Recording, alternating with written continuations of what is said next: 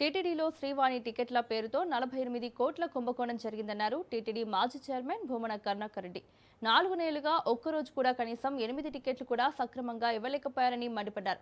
టీటీడీలో IT, vigilance, దళారులు, travel agents కుమ్మక్కై ఒక్కో శ్రీవాణి టికెట్ 15,000కు అమ్ముకుంటున్నారని ఆయన ఆరోపించారు. దీని వెనుక అవినీతి దాగి ఉన్నది అని చాలా స్పష్టంగా చెబుతున్నాం. ఒక్కో టికెట్ ను దళారులు, ట్రావెల్ ఏజెంట్లు 15,000 రూపాయలకు అమ్ముతున్నారని మేము చాలా స్పష్టంగా నెలన్నర రోజుల క్రితమే చెప్పటం జరిగింది. చెప్పినా మీకు చీమ కుట్టినట్టు కూడా లేదు. దళారులకు టికెట్లు కేటాయింపబడుతున్నాయి. అందులో ఒకటి ఆధారపూరితంగా 9 గంటల 10 నిమిషాలకు రిలీజ్ అయినటువంటి టికెట్ ఇది.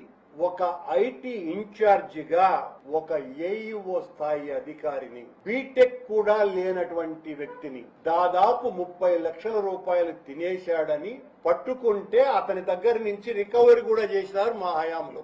అతని మీద ఇప్పటి వరకు డిఏ కేసు కూడా వీళ్లు పెట్టలేదు. అలాంటి వ్యక్తిని, అంత అవినీతి పరుణ్ణి, అర్హత లేనటువంటి వ్యక్తిని ఈ రోజున జిఎం ఐటీగా ఫుల్ అడిషనల్ ఛార్జికి ఇచ్చినారు. టీసీఎస్ సంస్థ ద్వారా కొత్త సాఫ్ట్వేర్ ను తీసుకువచ్చినాము అని చెబుతున్న వీళ్లు ఈ సాఫ్ట్వేర్ వచ్చిన తరువాతనే ఈ దోపిడీకి తలుపులు బార్లా తీసినారు.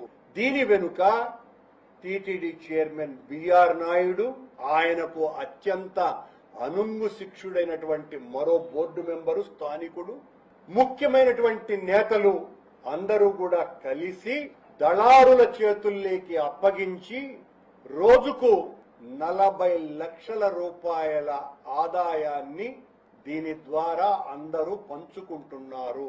ఈ 4 నెలల కాలంలో దాదాపు 48 కోట్ల రూపాయలు ఈ రకంగా దండుకున్నారు. 48 కోట్ల రూపాయల డబ్బులు, వెంకటేశ్వర స్వామికి చెందాల్సినటువంటి డబ్బులను వీళ్లు అక్రమంగా దోచుకున్నారు.